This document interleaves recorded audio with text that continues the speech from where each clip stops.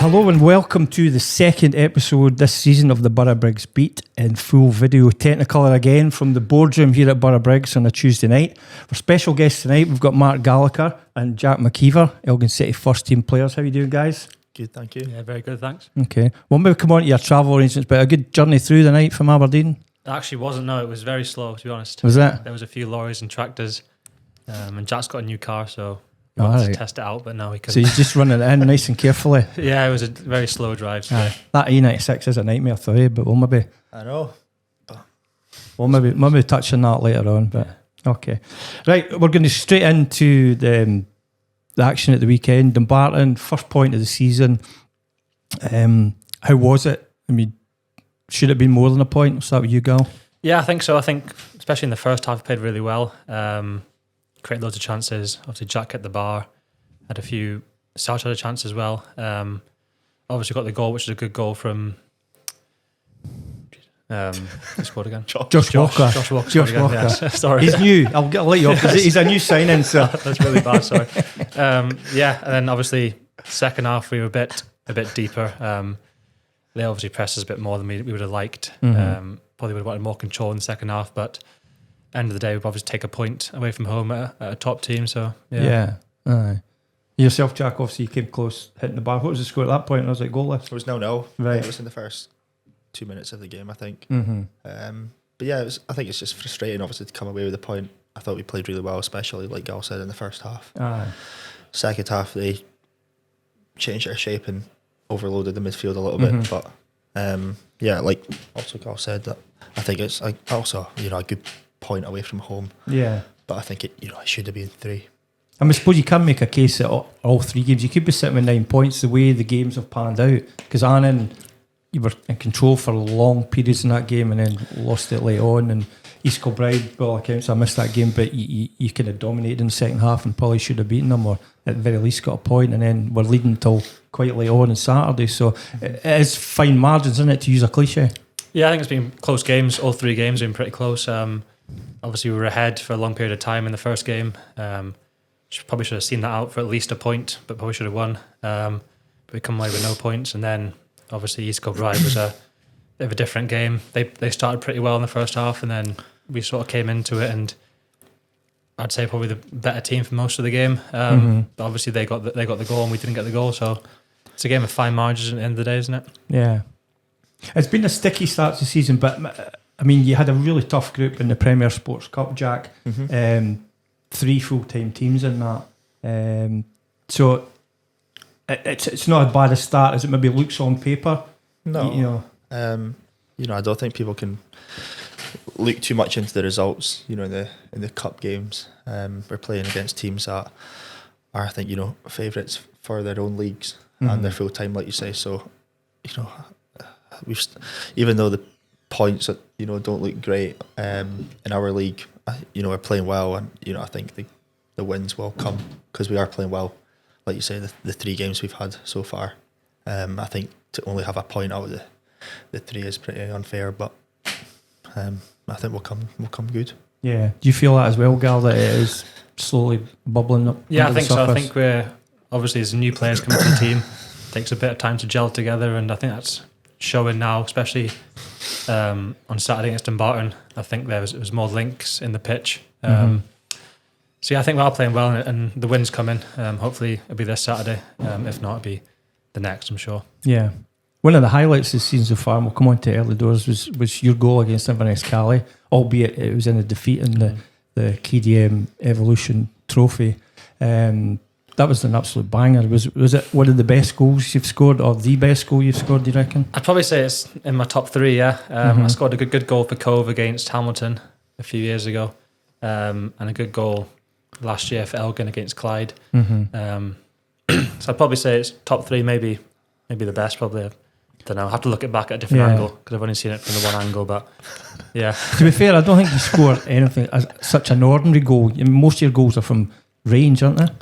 Most of them have been, yeah. I wouldn't mind getting a few more closer to goal, to be honest. A few easier ones, but it is always nice to have a good goal catalogue, as they say. Yeah. What's your assessment of his goal against Inverness? It was pretty special, wasn't it? Yeah, it was a good strike. Yes, Thanks, not Jack. surprised. Although you did point out just off camera there that it was 3-0 at the time, so it didn't impact the game, but a good goal nonetheless. Yeah, no, I think obviously went 3-1. We started pushing for try to get the second, maybe make it a bit nervous towards the end. And I think South had a chance. So if that went in, maybe it was a different game, but they went down the pitch and scored, so can't really celebrate too much about the goal. Mm-hmm. You got five, I think maybe 6 goals last season. Are you looking to add more goals to your game? Is that something you're I think so. do? I think, especially this year, I've started off by playing higher at the pitch. Last year it was more of a 2. This year I've played in the 10. I've played in an 8 with Jack on Saturday. Gives me more chance to get closer to the goal and hopefully get some more goals for the team, yeah. Mm-hmm. And Jack, I mean, obviously goals are something that's in your armoury as well, because you're pretty much set-piece specialist. You take the penalties, you're quite good in the free kicks, you also take all the corners. You seem to be the man for the set pieces. Yeah, I think most teams I've been at have obviously done that. So yeah, assists and goals is what I look to do. Obviously, that's my main objective for the season. I'll obviously play well, but that's it. The penalties and free kicks, when did that develop as a bit of a speciality for you then? I don't know. I think maybe one when I was younger just went in. Uh-huh. Like a free kick. I remember one when I was, 14 away in Holland when I was at Aberdeen. I think it was like 30 yards and it went in. And then I think just from there, I just keep hitting free kicks, and penalties are, the same, pretty much, just closer. Mm-hmm. And without giving away too many secrets, I mean, do you have a certain technique that you adhere to all the time for your free kicks, or do you try and mix it up? It depends where the free kick is, obviously, on the pitch, but normally it's the same technique I try and hit every time, yeah. Mm-hmm. Okay, cool. Right, you're both ex-Aberdeen boys, so I want to touch on your experience at Pittodrie for a start. Were you teammates at Aberdeen in the youth system or that, or did you come across each other at Aberdeen? So it wasn't the youth system. It was I signed for Aberdeen in 2020. Right. And at the time there was like an 18s and a development squad. Mm-hmm. And I went into the development squad. So obviously Jack's 2 years younger than me. Right. He was in the 18s at the time. And then COVID sort of hit. And then after that, the young boys sort of like mixed into one group. And it was more like a lone group. And that's when me and Jack started to get, we'd hang out outside of football and stuff and get closer. Mm-hmm. And there was a good group of us that were lone boys that trained on our own sort of thing. Right. And that's when me and Jack sort of started to have a good friendship, and a few other boys that I'm still friends with just now. So yeah, I'd say probably that was it. Yeah, okay. And how was the experience, Jack, being a full-time, at Aberdeen? It must have been amazing. That's every boy's dream, isn't it, to be a full-time footballer and to be at Aberdeen, one of the top clubs in Scotland. Yeah, of course. Obviously being at Aberdeen from a young age, that's what everyone wants to go and do, and then obviously to sign my first contract and stay there full time for a couple of years was obviously, it's obviously the highlight of my life, but and it's obviously different now, but it was good. Yeah. Who were some of the characters, the senior pros in your time there that you looked up to, or Aberdeen? Yeah. Well, I've said it a few times in interviews, but I'm going to go back and say obviously Lewis Ferguson, Mikey Devlin as well was a good one. Right. He was a good lad to be around. He helped the young boys quite a lot. Mm-hmm. I'd probably say Niall McGinn as well, because during COVID times, the changing rooms were all separated. So you're into groups of 4 at Colmack Park. So there's 4 boys in each one, and they tried to mix it up and have sort of an experienced boy and sort of a younger boy in the changing room at all times. And I had Niall McGinn. It was quite funny to be with, I'd say. So I'd say them 3 probably for me. He's still playing as well now. Yeah, he's at Peterhead, yes. Aye. So he's still going. Aye. Yeah. Excellent. And Lewis Ferguson then, obviously he doing great guns in Italy. I think he was the midfielder of the year last season in Serie A. And have you heard him in interviews? His Italian is fluent. Yeah.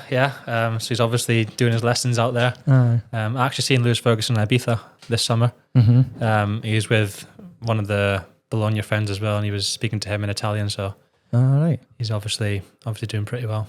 Right, cool. And yourself, Jack, who were your not heroes, I'll say, but players, senior pros you looked up to when you were at Aberdeen? Or? I think everyone knows I would say the Celtic boys because I'm a Celtic fan. Right. So obviously Johnny Hayes and Scott Brown. Right. But like Gal said, Fergie was really good. Mikey Devlin was good. Yeah, to be honest, I think that that time all the Aberdeen first team boys were good. I don't think. So were you still at Aberdeen when Brownie was assistant to Stephen Glass? Yeah. So did you obviously get to meet your hero in person? Had you met him before that? No. It's just when he came to Aberdeen, but that obviously Gal was there at that time training with them as well. So I think that squad was really good with the young boys, and they didn't, it didn't feel like it was like a separation between first team and us. It was just a big group of boys pretty much training every day. So it was good. So the full-time experience, when you look back on it, I mean, when we'll touch on it later, but you've both still got ambitions in that direction. But looking back on your full-time experience with the Dons, how do you reflect on it? Some was good and some of it obviously was a bit disappointing for me personally. Obviously went in with big ambitions to play in the first team. Never did that. On the bench a few times, but didn't quite come on, which is a bit disappointing. But obviously I've made good friends there. I've learned loads of things, and I did have a few injuries which didn't really help me, and obviously COVID kind of stalled my career a little bit when I first wanted to get in there and show what I could do. But overall I think it was a good experience, and I'm glad I decided to go there. Obviously I still live there now, so I've got a connection with the city, so yeah. Did you bide in Aberdeen as well, Jack? I'm Kintore, right, okay. And I mean, you say you're a Celtic fan, but did you obviously would have known about Aberdeen's pedigree growing up? And I was at Aberdeen since I was 7, right? So it was just pretty much in my life since then till leaving when I was 19. And to have those years as a full-time pro, I mean, to any young boy out there, hit me, what was it like? What was the experience like? Full-time? Just training and playing football day in, day out. I don't know, it's hard to describe because it doesn't feel, it's just like you're just doing what you love to do. So you're just like really lucky, obviously, to do that. But obviously, like from going, full time every day and going into training, does it feel like a job at all? It's not a job. You're very lucky to be able to do it. So for both of you, has it been quite an adjustment to go to part-time football as well? Well, I've been doing part-time football for a while now.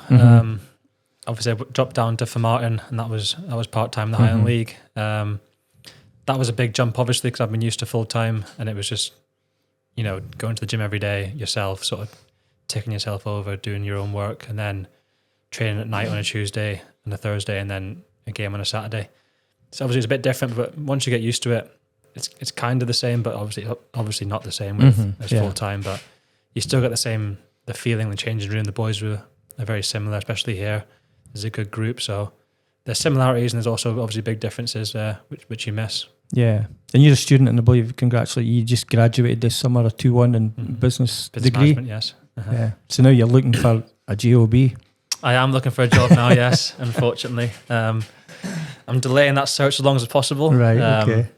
Just enjoying my summer at the minute. But yeah, no, I'm looking to get into work, and I'm guessing it'll be a lot harder to do obviously a job and then, come here and train like Jack does every Tuesday, Thursday. Yeah.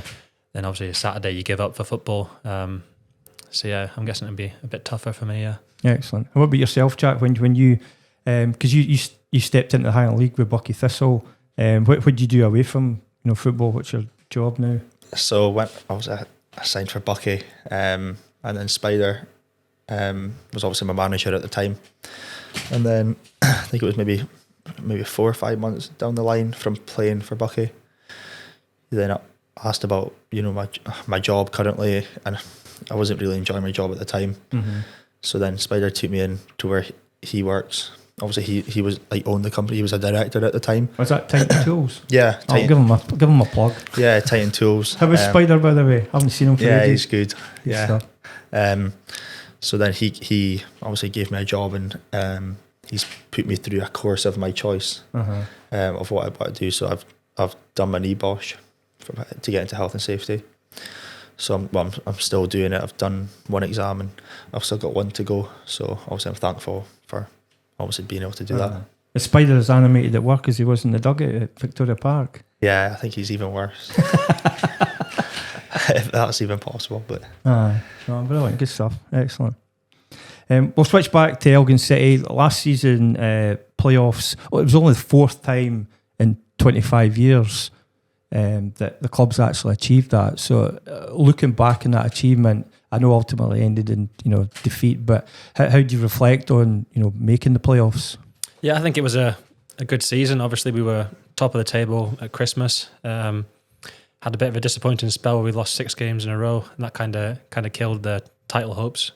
But then getting into the playoffs, we were confident going in, and we just had that, what was it, 20, 30 minutes bad spell in the first game, which kind of killed us against Annan. It was just a nightmare period, wasn't it? Yeah, it was just every time they touched the ball, it seemed to go in. Yeah, it's kind of what happened in pre-season again. This season where we concede a goal and then concede 2, concede 3, and obviously we're trying to fix that. But yeah, just looking back, them sloppy goals we conceded, in quick succession, kind of killed that game and went down to Annan, conceded early on.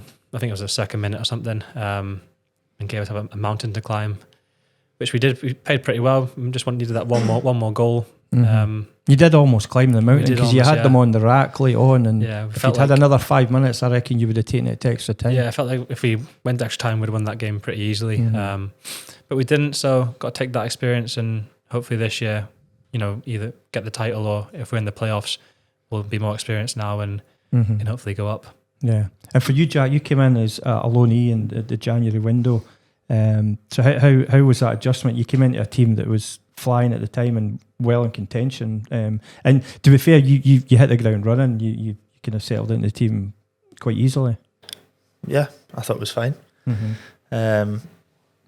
I just played the whole game and I thought it was fine. It was fine, right? And ultimately, the disappointment at the playoffs. Have you reflected on that? And hopefully, you can learn from that, and it'll stand you in good stead this season. Yeah, definitely. I think everyone's going to be able to learn from it. Obviously, depending on how far we go this season, if we need to make the playoffs or if we, like I said, hopefully win the league. That's the main objective. But I think if we are in the playoffs come the end of the season, I think everyone's going to be definitely more well equipped on how to deal with certain situations in the game. Yeah. And how pleased? Well, I suppose stupid question, but how pleased were you that the move was made permanent in the summer? You'd be delighted at that to get the chance to step back into senior football. Yeah, definitely. Yeah, I just want to keep progressing my career, going up the way. So, I'm delighted obviously to be here still in the summer. Great stuff. Right, we touched on the fact, you're Kintour, you're Aberdeen, so you're both Aberdeen based. Elgin City squad this season's almost got like 4 hubs. It's got Elgin boys, Inverness boys, Aberdeen boys, and Central Belt boys. So it's got 4 little hubs. You're part of a group that travel from Aberdeen. Just give the fans a wee insight into, for example, your routine for training and then match days. So, for example, tonight or Tuesday, Thursday training, what does that involve for you? Is just car sharing through, or? Yeah, so it used to be a lot smaller group. Coming from Aberdeen, like originally it was just me, Dejon, and Owen. But I think now there's like a good 7 or 8 boys that come through our way. So at the minute it's normally like between 2 to 3 cars that go up from the Aberdeen way. We've got a group chat with us all in it, and we just put in the times and where to meet and stuff. And it's normally I'll meet at Jack's house if we're coming here, and then I'll meet Owen at a place called the Village in Aberdeen, which is a hotel. And then we just go through together, and for a match day we normally meet at mine because we're going towards Perth way, right? And then so the Aberdeen boys, you all, I mean I know this, but maybe some of the fans maybe didn't realise you meet the bus at Perth. Yeah, you travel down to Perth. The bus obviously goes down the A9, so it doesn't come through Aberdeen, unfortunately. So we have to meet it in Perth. So it's still a bit of driving to do on a match day. So we'll meet at mine on a Saturday, normally around about between 9 and 10. And then we'll head down to Perth and meet the bus there. Sometimes picking up Kane and Connor in Forfar, but sometimes they make their own way. Just depends what everyone's plans are after the game and stuff. Yeah, okay. And I asked this question of Jack early in the season, a bit flippant really, but I said, who was the best driver in their car school? And he said, Russell Dingwall. Who Jack, I mean, Gal was just saying you've got a new car, so you'll be quite a careful driver, but who's the most careful or the best driver amongst the groupies? Do you all share the driving at times? Yeah, we all share. We all share, but it's normally the same, routine. So if I'm normally maybe a Tuesday, and then Gala Thursday, and Cairnsey a Saturday normally. We've all got the same car now. Yeah, we do. All BMWs. You've all got the same model, same make? Same one series. Everything. Alright. So it's like Not the same colour though, is it? No, so colours? Owen's is blue, mine's white, and Jack's new one's black. black. Alright. Was that a conscious decision, or did you consult each other before you bought the same cars? No? Not really, no. So Owen got it first, so I will give him credit for that. Right. And then obviously I got in Owen's car and I quite liked it. I was looking for a new car as well. But I did drive a BMW before that anyway. Right. So I'd already had one of them before. But basically I just copied Owen basically. And then Jack's copied me. Half copy guy. I would say Owen is the most careful driver out of all Did of us. you? Yeah, Right, Owen's the most okay. careful. Okay. For sure. We'll come on to Owen later anyway, but so Owen Cairns, the most careful driver. I'll give Jack the best driver as well. Thank you, Gal. He likes his car, so I'll give him My that. car. Excellent, good stuff. Talk about the dressing room. I talked there about there's 4 hubs, but there really is one squad because I've seen you all. You're so tight. It's unbelievable at times. And that when you do meet up at Perth and that, it's high fives and it's congratulations and it's a good vibe. So, but who are the big characters in the dressing room from your perspective? I'd probably say the boys that have been here the longest. So like Coops, Russell, Tam. I'd probably say them 3 are the Draper as well. Obviously he's an experienced player, so probably say them 4 stick out as the main characters at the minute. Maybe Jack's got a different opinion, I don't know. Soapy's been here forever, but he's quite quiet, isn't he? He's quite reserved, Soapy. No, Soapy is quiet, but when you speak to him, he is. Does he have his moments? Yeah, he does. He's a funny guy as well. Is he? He likes speaking to Soapy. He's a nice guy. I'm still trying to chase him for an interview. He's refused Yeah, to do an you'll have interview. to I get him never on. got one last I'm season. sure he's got loads of stories to tell you as well, so Good stuff. you have to get him on. And for you, Jack, is that the same characters you would say? Yeah, I would say so. Like Gal said, the boys that have been here the longest, I think it's just natural for them to be, the most comfortable and the biggest characters. So, yeah, definitely. The same as what Gal said. Excellent. I've noticed you boys, you're no into the card school, you're not into cards as much as some of the other boys. No, to be honest. Not before a game anyway. Aye. They can be quite loud as well. I'm trying to listen to some music and they're all shouting about. And to be honest, I don't actually know what they play. That's part of the issue.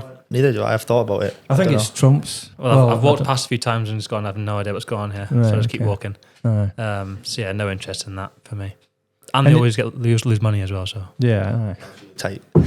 So he doesn't play for money. You're really tight, are you? No, I'm we'll not. explore that No, he topic is. later on.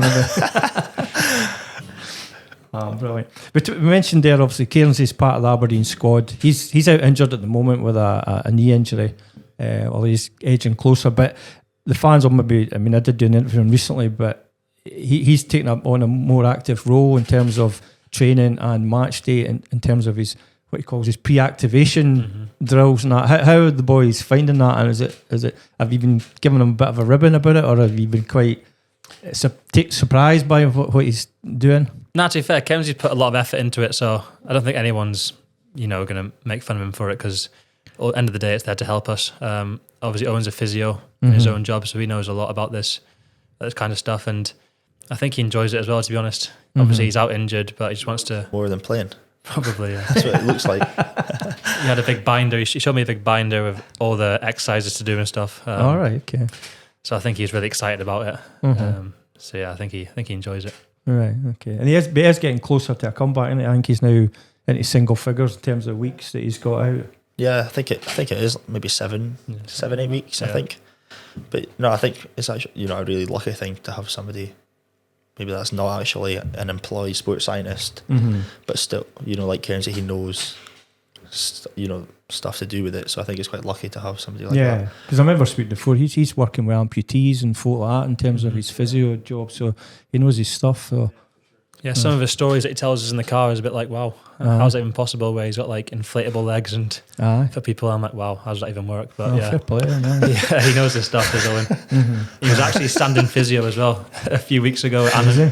Yep, he did strap my ankle and assessed it before the game. So Right, did he do a decent job?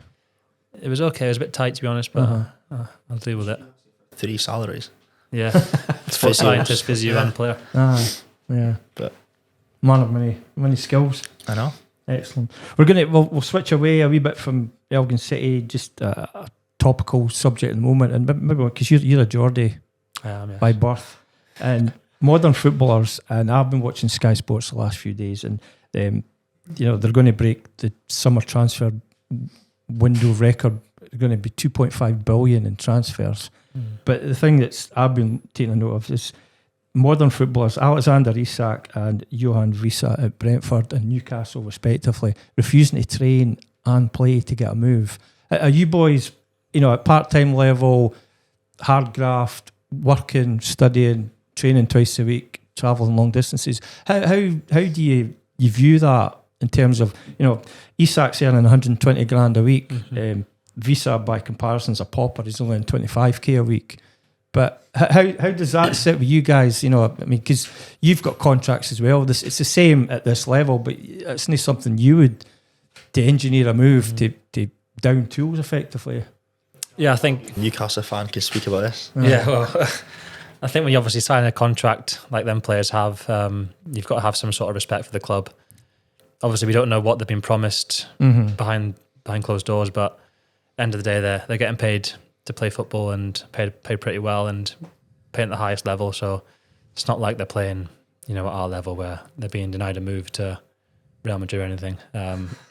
Yeah, there's obviously different levels to it, isn't it? So, and Isak had a great season last season with Newcastle, won a trophy, and he excited the fans. And do you think he maybe doesn't realise just what he could become at Newcastle if he stayed with them? Because they are a big club. It could become bigger again.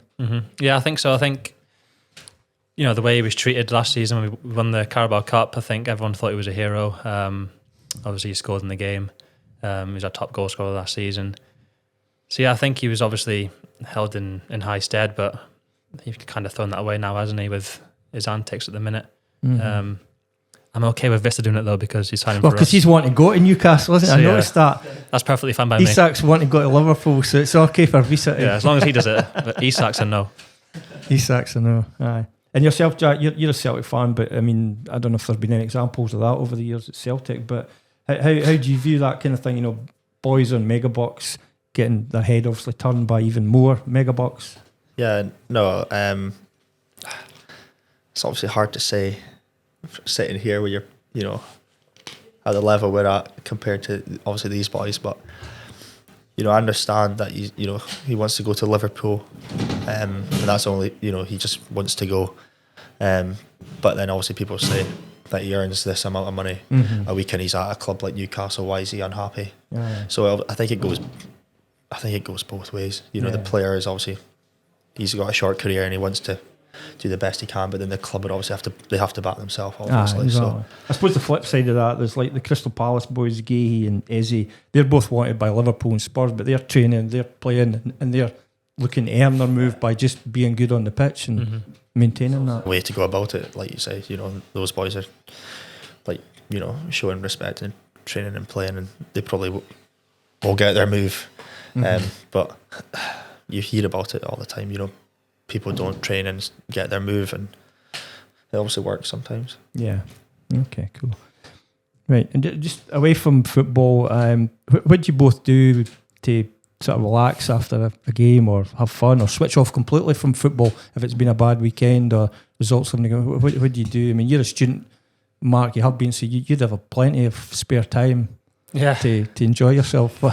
Spare time is all I have, to be honest. Is it too much? Yeah, so I wouldn't want to tell you my week because you wouldn't believe it if I told you, but just say it. I normally go to the gym in the mornings. Right. Around about 10 till like 12ish. I would come home, do my studying till about 2, 3. Then I do my studying. When? I was in uni. And then, but what? Okay, right now at the minute, there's no studying, obviously. Right now, I'm just sort of like just chilling a little bit, and I'd go. You're at a crossroads. So I'm at a crossroads. You're That's what taking I'm at, time yes, to figure out your next move. And I'd go for lunch with my friends. I've got a friend who also is in the same stage as me. He's got a job coming up next week, so me and him have loads of spare time to go for lunches, walk around Union Square for a bit, right? Look at some shops. While Jack's grafting away, yeah. All right, okay. So that's the difference between me and him. All right. What about yourself, Jack? I mean, obviously you're working hard in the Working hard. Titan tools. So With Titan tools. Check, but I mean, in the evening of that, when you're not training or playing, what do you do? Do you do other sports or? Yeah, I love golf. Play golf. You know. What's your handicap? 6. That's pretty low. That's cool. Yeah. You're. So I yeah. think I'm 36. No. Have you been lower than 6? No, I've never been lower. What did you start? What have you worked down from? My first was at 20. Right. And then That's seriously good golf, that. Then I've just went down, just went up the way, but like obviously down the way, but I've just got better. Right. My dad obviously helps; he was good. So yeah, play golf. Also spend some time with my girlfriend, which is obviously, She'll love that. Yeah, she'll mentioned love that. I mentioned that. Yeah, Lucy. So yeah, apart from that, don't really have that much time. Apart from that, Yeah. obviously just football, golf, and Lucy. Yeah. A few night outs every now and again. Yeah. And when you're not doing lunch with mates and that, what else do you get up to, Gal? Well, I've actually started golf now as well because obviously I have so much spare time, like Jack said. So I've started playing the last couple of months. So hopefully I can get good enough to play with Jack because obviously he's on off 6. I don't want to be playing and chunking it all the time. He wouldn't want to be seen with you at the minute if you're 36. Yeah, especially when I play around his nice golf courses either. So, so yeah, just playing golf at the minute and, you know, just looking for that next step, you know, to get a job. Aye. Yeah. Hopefully someone watching will get a job. Yeah, hopefully someone watching the podcast can, you know. Aye. Mark Gallagher needs a job, folks. Yeah, so there you go. away from football. Good stuff. No, not Elgin. Aberdeen. No, great stuff. Magic. We talked about it earlier. I mean, you came from full-time football. What are your both of your ambitions for the future? Because you're both still young guys. What age are you, Gal? 24. 24, and 2. You're 22. So you're still pretty young guys. If in the future, I mean, if things kept going and the chance to get back to full-time football, is that something you would aspire to? I suppose you've got to weigh up against, you know, careers and that now as well, but is that still be the dream? Yeah, I think so. I think you always want to play as high as you can. Obviously, it's a short career. But yeah, like you said, you have to balance it with the career. Obviously, if I've got, you know, a long-term career coming up, I have to obviously prioritise that over a full-time, you know, where you're sort of maybe not earning enough to you know, support like when you get a family and everything, like a house and a car and everything. So yeah, it takes a lot of balancing, but yeah, obviously you have aspirations to go as high as possible, and you know, hopefully Elgin can go up to League One, and that's a next step anyway, for sure. Yeah. So, yeah. And yourself, Jack, I mean, you some would say a brave step. You stepped into the Highland League after you left, but was that a great move for you, the way it's worked out, and was that a good, you know, experience? I love my time at Bucky. You know, the changing room was really good. All the boys from Aberdeen were, really good. Yeah, so I loved my time at Bucky. Obviously won the league in my first season, and you know, the team we had was really good. So that was a phenomenal team that won the league. Yeah. For Bucky. But yeah, aspirations are obviously to go back full time. Like y'all said, you've obviously got to, you know, weigh it up, but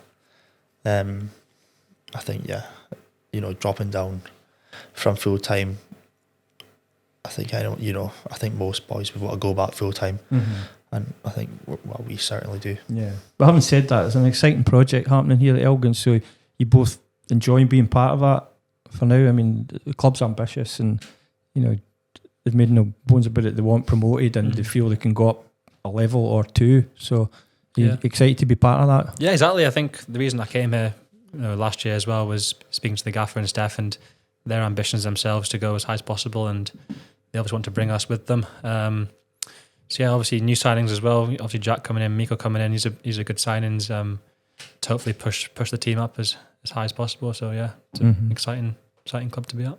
Yeah, and yourself, Jack. Obviously, you're looking forward to definitely what the future might hold here at Borough Briggs first and foremost. Yeah, for sure. You know, the gaffer and staff try their best, you know, in everything they do for us, and to try and make it as professional as what they can.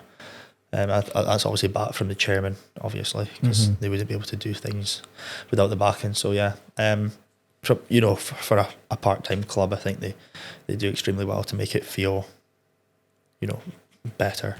Yeah. So yeah, hopefully we can, just push on. Yeah, because a lot of what you do here is driven by stats and information and knowledge, and whether it be video analysis or GPS or whatever, that is very state of art technology you're using. Yeah, obviously the GPS is we use it, track everything, and I think most teams use them now, but it's obviously good to, last season especially, towards the end we would the gaffer would, look at them, individually and in depth, and alter training a little bit for specific players. So at the end of last season, myself and Gal were sometimes not training as much because we might have, sprinted at, I don't know how many distance, further than other people, or Gal ran 2 kilometers more. So then, all these little things have came up and shown Gaffin and Steph the chances of injury or what injury could happen. So then we would go out and train, and for the first half an hour we would do different stuff. Right, so it's tailored to So how far generally would you boys cover in a match day scenario if you played the full 90? Probably between 11, 12, highest probably a 13 maybe. 13k. 13 last season, yeah. Okay. Mm-hmm. That's a fair shift, I think the 13 was actually against Clyde, and we got a man sent off in the first 2 minutes. So that's probably why that was 13. And then my sprint distance is also obviously triple Gals. It's not. I like to think it is, but it's not. I probably shouldn't ask who runs the least during the game, but the least probably be one of the centre backs. Probably say Draper. Drapes. But he uses his nod-all. He's got exactly. Experience, he's got them years of experience. Doesn't need to run. Positions himself right. To run. You couldn't run that fast anyway with bandy legs like that, could you? No, but he doesn't need to run if you're that good. Right, good stuff. We're just about coming to the end because I'm conscious you guys, it's training night, so you've probably got video analysis to do in the next 5 minutes. But Edinburgh City this weekend, obviously you want to get first win on the board. They were your bogey team last season because I don't think you beat them in any of the 4 league games, but they got their troubles to seek because they got hit with a 15-point deduction, although they've already cut that by 4 points. So how are you viewing that one this weekend? Yeah, I think we're obviously confident going into the game. We know that they're a good side from last season. They've kept majority of the same players, just a few tweaks here and there. So yeah, we're expecting a similar Edinburgh City to last season. It'll be a tough game, but yeah, at home, obviously want to get our first win, so we'll be right up for it, I think. Yeah. And for you, Jack, I mean, your first experience of League Two was last season. It is going to be probably even more competitive a league this year, judging by the early results. Yeah, I think everyone's just pretty much the same, and just hard to beat. Good players. There's not an easy game in the league. So each game we have to be 100% at it to go and win it. And hopefully this Saturday we can get off to our first win, and impress the fans that come out to watch us on Saturday, and hopefully give a good performance. Yeah, get the ball rolling. Yeah, and you've got another new signing as well. It's going to be in for Saturday. Have you been told that yet? I think you've met him. You met him last week at training. Remind me his name. Briggsy the Badger. Oh, right, I was panicking there. Centre midfield, prefers the number 10 position. Yeah, we did see Briggsy obviously last week. A few boys told me it was the gaffer that was actually in the costume, but it wasn't. Right. It turns out it wasn't. I believed it. Somebody told me it was the gaffer. Was the gaffer? The gaffer wasn't there. He wasn't there night, at the time. So I was thinking, is he actually in there? But right, okay. So I walked out and it was just someone else. So right, it wasn't the gaffer, thankfully. Oh well. So if the gaffer's posted missing before the game on Saturday, it could be in the costume. Secret is out. Aye. Yeah. Yeah. Okay. Well, so that's your new signing, Briggs the Badger. But yeah.